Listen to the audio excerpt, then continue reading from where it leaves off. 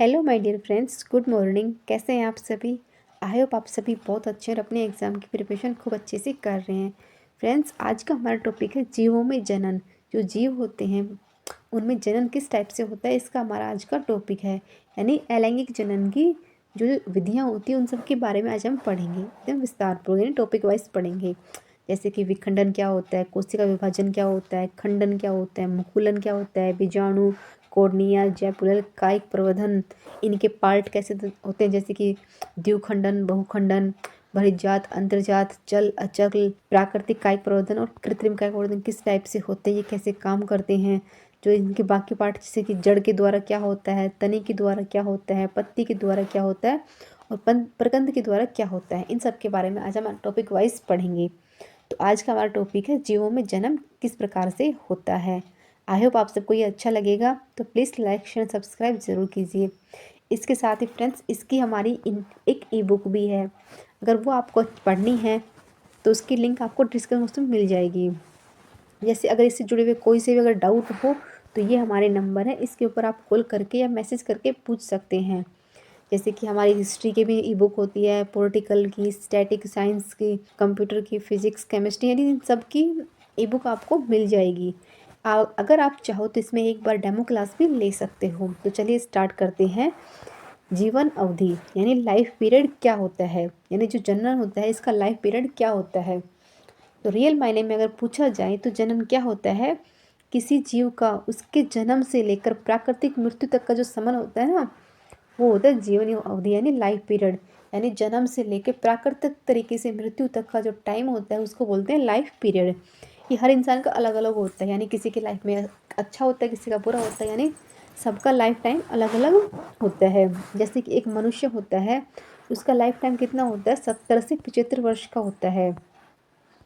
और आगे देखने को मिलेगा कि एक आदमी का, नॉर्मल मनुष्य का टाइम हो जाएगा 50, यानी 50 साल से ज़्यादा तो कोई जी नहीं पाएगा। क्यों? इसका वजह क्या रहेगी, ऐसा खान पान, इतनी मिलावट, इतनी अशुद्धियाँ, इस टाइप की चीज़ें आने लग गई हैं, तो एक लाइफ पीरियड 50 तक का ही होकर रह जाएगा। जैसे कि ये है हमारे लाइफ पीरियड की एक पिक, यानी ये हमारे पूरी लाइफ का जो पीरियड होता है ना, वो है। जैसे कि कुछ और जीव है, जंतु है, उनके बारे में जानते हैं। जैसे एक हाथी होता है, तो उसका लाइफ टाइम कितना होता है, 65 से 75, मतलब 70 वर्ष का होता है हाथी का। कुत्ते का होता है 20 से 25 वर्ष का, यानी इसी में वो जन्म लेता है और प्राकृतिक से उसकी मृत्यु हो जाती है।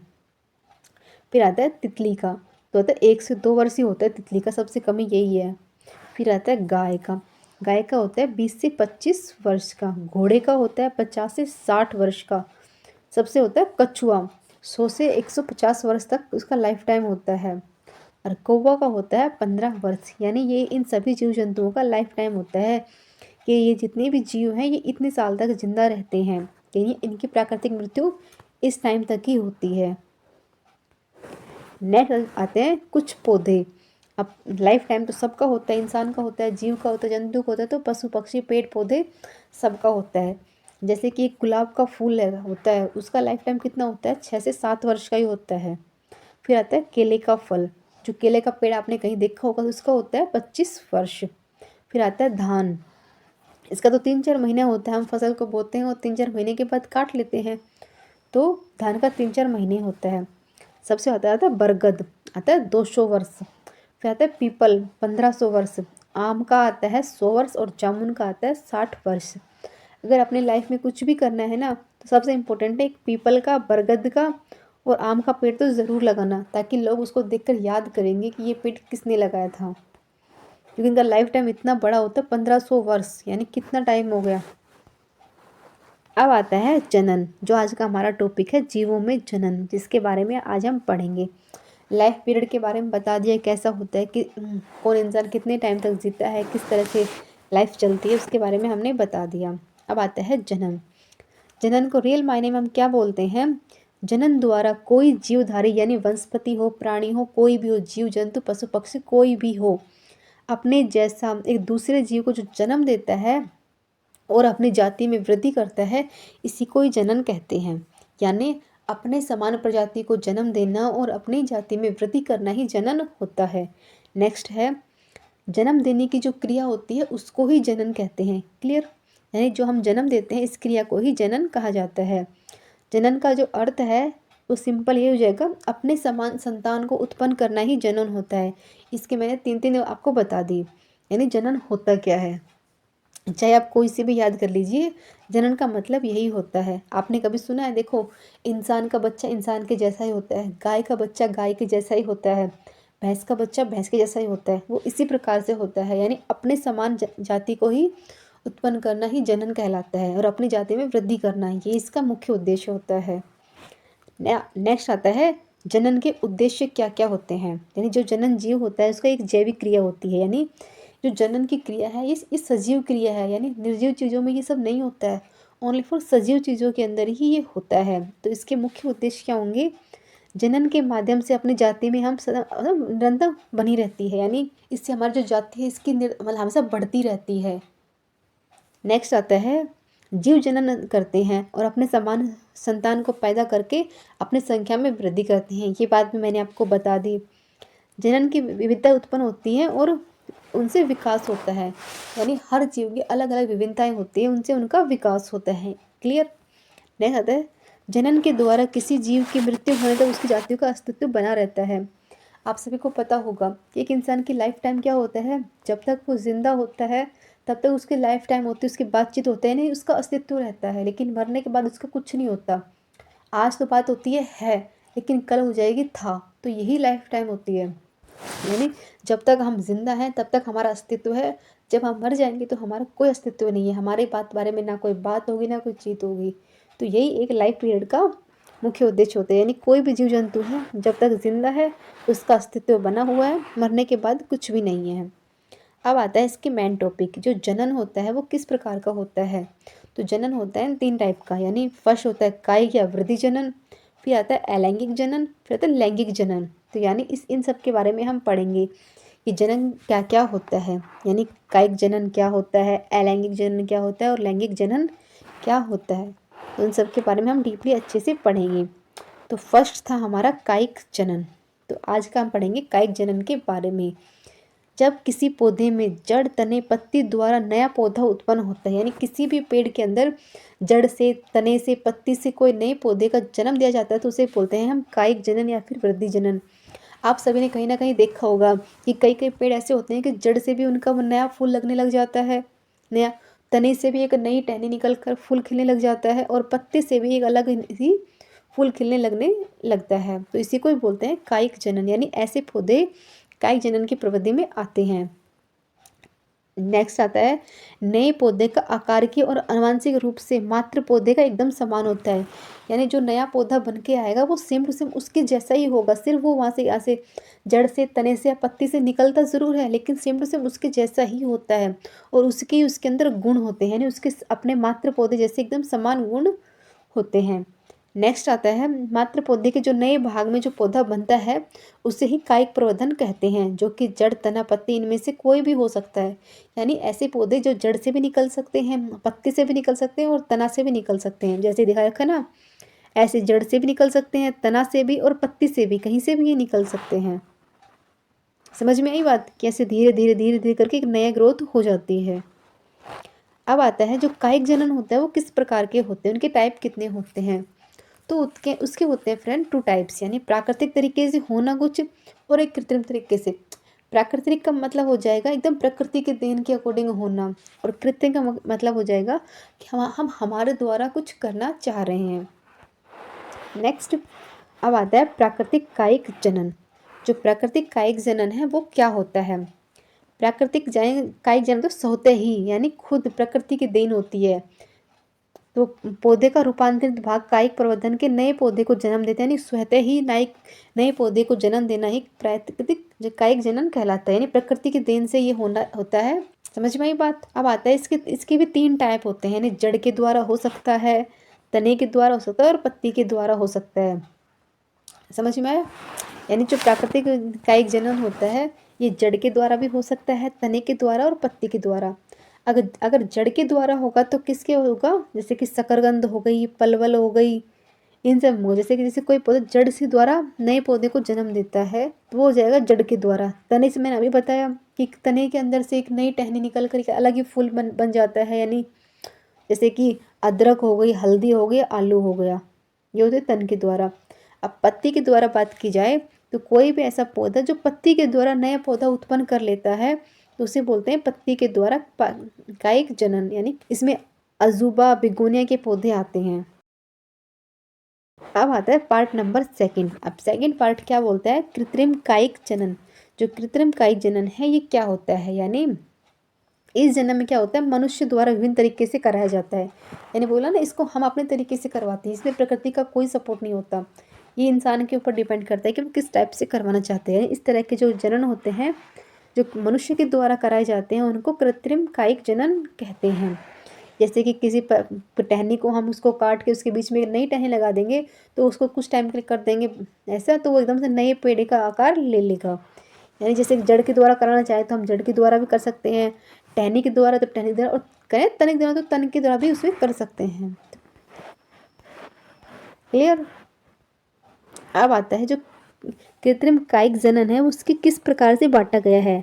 तो एक आता है कलम लगाना, ऐसे करते हैं। एक होता है दाब लगाना, यानी किसी चीज़ पे हम दाब लगा कर भी ऐसा कर सकते हैं। एक आता है रोपण, रोपण के द्वारा भी कर सकते हैं। एक आता है गुट्टी बांधना, यानी 4 टाइप से हम कृत्रिम जन्म को कर सकते हैं, जैसे कि कलम लगाना, दाब लगाना, रोपण या फिर गुट्टी बांधना। तो इन सब तरीके से इसको कर सकते हैं। नेक्स्ट आता है, इस प्रक्रिया में जो छोटी टहनियाँ निकली होती हैं ना उनको काट कर इस बात का ध्यान रखते हैं कि मतलब कि वो ऐसी जगह से कट जाए कि वहाँ से वो निकल ही ना सके। तो हमें बीज से निकालना होता है और उसके बीच में नए पौधे का निर्माण करके नई टहनी लगानी होती है एकदम कलम की शेप में, तभी तो इसका नाम लगा कलम लगाना। तो उसमें लगाना होता है जैसे कि गुड़हल का, अंगूर का, नींबू का, ऐसे पौधे इस तरह से निकल सकते हैं। नेक्स्ट होता है दाब लगाना। अब दाब लगाना क्या होता है, इस क्रिया में मात्र पौधे की तने की शाखा पर मृदा को इस प्रकार गाड़ दिया जाता है कि अग्रभाग वायु में होता है और नीचे का जो नीचे भाग होता है ना वो धरती के अंदर होता है, और तने के भाग से मात्र पौधे से अलग होकर वह स्वतः ही एक नया पेड़ विकसित होने लग जाता है, जैसे कि अंगूर और स्ट्रॉबेरी के पौधे को में लगाता है। यानी ये दाब लगाने के अकॉर्डिंग हो चुका है। नहीं, रोपण। अब आता है रोपण क्या होता है, इस विधि द्वारा पौधे को उच्चतम और उच्चम किस्म का विकसित किया जाता है। जैसे एक जाति के अच्छी किस्म वाले पौधे को कलम द्वारा सामान्य यानी कलम की शेप पर ही करके उसे हम रोपण यानी रोप कर नए पौधे का निर्माण हम उसमें कर सकते हैं। जैसे कि जैसे कि हम कोई बीज लगाते हैं तो उसमें क्या करते हैं, बीज को पहले रोपते ही है ना, जिसको निकलने में 4 से 5 सप्ताह यानी कुछ टाइम लगता है, नॉर्मल 1-2 वीक लगते ही हैं, लेकिन उसका एक नया ही अलग ही निकल जाता है। जैसे कि आम का हो गया, नींबू का हो गया, सेब का हो गया, जैसे इनको बीजों के द्वारा रोपते हैं ना, तो वो इस बात इसमें आती है। नेक्स्ट है गुट्ठी बांधना। अब गुट्ठी बांधना क्या होता है, ये जो क्रिया होती है किस टाइप से होती है, ये होती है दाब लगाने वाली क्रिया, यानी उसी के रूप में परिवर्तित होती है। इस विधि में जो वृक्ष होता है वो अधिक ऊंचाई पर स्थित होता है। फिर यहाँ पर दाब का प्रयोग नहीं करता है। जो गुट्ठी बांधने वाली विधि इसमें दाब का प्रयोग नहीं होता है। इसमें वृक्ष की एक स्वच्छ शाखा को चाकू से काट कर अलग कर दिया जाता है और हर उस भाग गीली मिट्टी में लपेटकर मोटे कपड़े में बांधकर डांट लगाकर इसी को ही गुट्टी कहते हैं।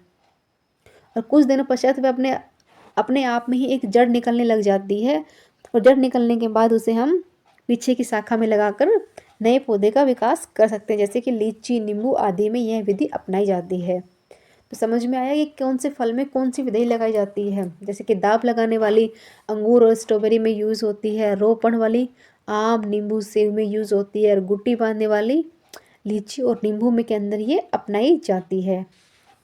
क्लियर, समझ में आ गई कि कायिक जनन क्या होता है, प्राकृतिक जनन क्या होता है। यानी जनन का जो ये मेन टॉपिक था यही था जो मैंने आपको बता दिया। अब इसका सेकंड पार्ट स्टार्ट हो रहा है कि अलैंगिक जनन क्या होता है। तो अब पढ़ेंगे हम अलैंगिक जनन के बारे में। तो उसके बारे में अब हम पढ़ेंगे अलैंगिक जनन क्या होता है। अलैंगिक जनन की वह क्रिया होती है जिसमें उत्पन्न संतान बिल्कुल अपने जनक के समान होती है, यानी जो इंसानों की जो मनुष्य की जो संतान होती है बिल्कुल उसकी जैसे सेम टू सेम होती है, इसी को ही बोलते हैं अलैंगिक जनन।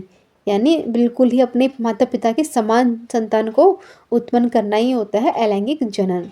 इसके पार्ट क्या क्या होते हैं, इसकी विधियाँ क्या होती हैं, द्विखंडन, बीजाणुजनन, मुकुलन, कलिका, खंडीभवन और पुनरुद्भवन, ये इसके पार्ट होते हैं। इनके बारे में आज हम पढ़ेंगे कि ये क्या क्या पार्ट होते हैं और किस तरीके से ये कार्य करते हैं। फर्स्ट आता है फ्रेंड्स द्विभाजन या फिर द्विविभाजन। तो ये क्या होता है? इस विधि में प्राय जनन जैसे समय के जनक होते हैं दो आपस में बराबर भागों मतलब कि समसूत्री विभाजन होता है, दोनों का सेम टू सेम होता है। और नए संतति के जीव निर्माण के लिए इस प्रकार की कोशिकाओं का अलैंगिक जनन होता है, जैसे कि अमीबा और युगलिना। जैसे कि आप इसमें देख रहे हैं फर्स्ट के अंदर एकदम बिल्कुल एकल जीव होता है, फिर धीरे धीरे धीरे धीरे वो अलग मतलब आपस में बढ़ने लगते हैं। जैसे कि उन दोनों में जो डीएनए की मात्रा है वो सेम टू सेम होनी चाहिए, जैसे कि ये नहीं होना चाहिए कि एक में डीएनए ज़्यादा हो गया और एक में डीएनए कम हो गया। फिर क्या होता है धीरे धीरे ये एकदम अलग होने की आकृति में आ जाते हैं। जो थर्ड स्टेट होती है इनके बीच में एक लाइन सी हो जाती है यानी एक वलय टाइप में हो जाते हैं। और फोर्थ के अंदर ये दोनों बराबर सेम स्थिति में आ जाते हैं यानी नई संतति के विकास के लिए एकदम बिल्कुल अलग है। इनके अंदर प्रॉपर जो इसके अंदर है वही इसके अंदर है, यानी सेम डीएनए होगा, सब कुछ सेम टू सेम होगा, यानी एकदम सेम संतति को जन्म देना ही द्विभाजन कहलाता है। नेक्स्ट आता है बीजाणु जनन। जो बीजाणु जनन है वो क्या होता है? इस विधि द्वारा जनन के सभी जो जीव होते हैं समय से कोशिका भाग्य में एक कोशिकीय पतली भित्ति के युक्त होते हैं, यानी जो इनकी जो भित्ति होती है ना अंदर वो आप इसमें देख रहे हैं ना, पहले दोनों किसी से होते हैं ऐसे होते हैं, फिर धीरे धीरे धीरे धीरे इनको अलग करने के लिए पहले एक भित्ति से अनावरण आता है जो कि एक बीज का कार्य करता है। फिर कुछ समय बाद वो दोनों अलग होकर अपने अपने नए जीव का निर्माण करते हैं, यानी शुरू में तो वो साथ ही होते हैं, फिर धीरे धीरे धीरे धीरे धीरे करके वो अलग होने लग जाते हैं और बीजाणु जनन का निर्माण करते हैं। आप इस स्टेज में देख सकते हैं कि इस तरीके से कार्य करता है, यानी फर्स्ट क्या होती है, सेकंड क्या होती है, थर्ड क्या होती है, फोर्थ क्या होती है, 5 क्या होती है और 6 और 7 के अंदर बिल्कुल एकदम अलग से अलग हो जाते हैं। यहाँ से स्टार्ट होता है, ये इसका पीरियड टाइम चल चल के यहाँ पर आ जाता है, यानी किसी चीज़ को बनने में कितना टाइम लगता है आप वो इनके थ्रू समझ सकते हैं। नेक्स्ट आता है फ्रेंड मुकुलन। ये मैं आपको इसलिए इतना बता रही हूँ कि कंपटीशन एग्जाम के अंदर ही इतना ही पूछा जाएगा, इससे ज़्यादा डीप नहीं पूछते हैं, यानी अगर मैं डीपली पढ़ाऊँगी तो वो हो जाएगा स्कूल वाली बात हो जाएगी जो आप 12th क्लास के अंदर पढ़ के आए हैं। इतना कोई ज़रूरी नहीं है। एग्ज़ाम के लिए क्या इंपॉर्टेंट है सिर्फ वो बात मैं आपको बता रही कि एग्ज़ाम में क्या क्या पूछ सकते हैं इसके बारे में। आई होप आप सब समझ गए होंगे। नेक्स्ट आता है मुकुलन। ये क्या होता है? इस प्रकार का विभाजन यीस्ट में पाए जाते हैं, यानी ईस्ट के अंदर इस प्रकार का यानी बोर्डिंग टू ईस्ट यानी ईस्ट के अंदर इस भाग को किया जाता है। इस विधि में ईस्ट कोशिका के बाह्य भाग में जनन के समसूक्ष्म को गोलाकार संरचनाएं बनाना स्टार्ट कर देते हैं, जिसे हम मुकुलन कहते हैं। देखो धीरे धीरे देखो क्या, और फर्स्ट में क्या हो रहा है, एक गोलाकार संरचना बनने लग गई है ना। अब ये धीरे धीरे धीरे क्या बोलेंगे, समय के अनुकूल होके नए ईस्ट में बदलने की पूरी कोशिश करने लग जाएंगी। पहले अपने आप, फिर धीरे सेकंड में थोड़ा सा बड़ा होंगे, थर्ड के अंदर बिल्कुल अलग अलग हो जाएंगे, और फोर्थ के अंदर ये अलग होके दूसरी तीसरी यानी एक तरह से बढ़ने लग जाएंगी, यानी 1 से 2, 2 से 3, 3 से 4। इस प्रकार की कंडीशन को मुकुलन कहते हैं। नेक्स्ट आती है कलिका। तो कलिका क्या होती है? जब किसी पौधे में पत्ती या तने के अग्र भाग में बहुकोशिकाएं हरे रंग का गोलाकार संरचनाएं बनाती हैं, यानी जो ये संरचना होती है ना, ये एग्जाम में पूछते हैं जो इनकी जो होती है ना संरचनाएं वो किस प्रकार की होती हैं। तो ये होती है हरे कलर के अंदर, क्योंकि स्टैटिक क्वेश्चन इसी प्रकार से बनते हैं। उसी को ही हम कलिका कहते हैं। जो इसमें देखो डॉट डॉट दिख रहे इसको बोलते हैं कलिका, और इसमें ये डॉट है इसको बोलते हैं मुकुलन। यही कलिका मात्र पौधे से अलग होकर कुछ समय पश्चात एक नए पौधे का निर्माण करने लग जाते हैं, जैसे कि फ्लोरिनिया पौधे के अंदर होता है। यानी धीरे धीरे पहले हम छोटा सा स्टार्ट करते हैं, फिर धीरे धीरे धीरे धीरे एकदम ग्रोथ करने लग जाते हैं। तो ये उसी प्रकार की कंडीशन बताई गई, इसी तरह से कलिका कार्य करती है। अब आता है खंडी भवन। तो खंडी भवन क्या होता है फ्रेंड्स? ये होता है 5 नंबर। खंडी होता है ये इस विधि के अंदर बहुकोशीय जनक जंतु के शरीर के 2 खंडों या 2 से अधिक खंडों में टूट जाते हैं, और फिर धीरे धीरे क्या बोलते हैं, जितने पार्ट उसके खंड होते हैं यानी जितने पार्ट के अंदर वो कटती है ना, धीरे धीरे उनकी ग्रोथ होने लग जाती है। जैसे आप देख रहे हैं ये एक था, इसके 3 हुए, अब इनके 3 के पूरे 3 हो गए, यानी एक के 3 हुए, 3 के 3, अगर इनमें से 3 हो जाएंगे तो कैसे इनकी ग्रोथ हो जाएगी। यानी ये होता है खंडी भवन। समझ में आई बात? नेक्स्ट आता है पुनरुद्भवन। ये क्या होता है माय डियर फ्रेंड्स? ये होता है कुछ जीवों में ऐसा होता है जो कि इसमें इसकी अलग ही कृपा होती है, असीम कृपा होती है इसके ऊपर। जैसे कि आप इसके बारे में आप समझ लीजिए छिपकली। आप सभी ने देखा होगा कि जो छिपकली होती है वो अपने टाइम आने के ऊपर अपनी पूँछ को छोड़ देती है और फिर धीरे धीरे उसकी पूँछ अपने आप से आने लग जाती है। ऐसा क्यों होता है? वो होता है पुनरुद्भवन की वजह से। ये ओनली फॉर कहते हैं स्पंज, हाइड्रिया, अमीबा यानी कुछ कुछ जीवों में पाई जाती है। और पुनरुद्भवन के लिए ये एकदम बेस्ट मैंने आपको ऑप्शन बताया है। अब हम कल आपको करवाएंगे जीवों में जनन यानी अलैंगिक जनन के क्या फ़ायदे होते हैं, क्या नुकसान होते हैं। आई होप आप सबको ये अच्छा लगा होगा एक पार्ट के अंदर, तो क्योंकि काफ़ी बड़ा टॉपिक है, चाहे हम कितना भी फास्ट कर लें, कितना ही स्लो कर लें, एक में क्लियर नहीं हो सकता है, क्योंकि टॉपिक को टॉपिक वाइज पढ़ना चाहिए। अगर हम जल्दबाजी करेंगे तो जो समझ में आ रहा है वो भी समझ में नहीं आएगा। आई होप आप सबको ये समझ में आया होगा, तो प्लीज़ अपना फीडबैक ज़रूर दीजिएगा। अगर आपको इनकी ई बुक चाहिए तो प्लीज़ कांटेक्ट कर सकते हैं या फिर लिंक डिस्क्रिप्शन में मिल जाएगा, उस पर आप देख सकते हैं। कल का हमारा टॉपिक ये रहेगा कि इनके क्या फ़ायदे होते हैं, क्या नुकसान होते हैं, और लैंगिक जनन के बारे में कल हम पढ़ेंगे, यानी पार्ट 2 इसका इस प्रकार से होगा। Thank you.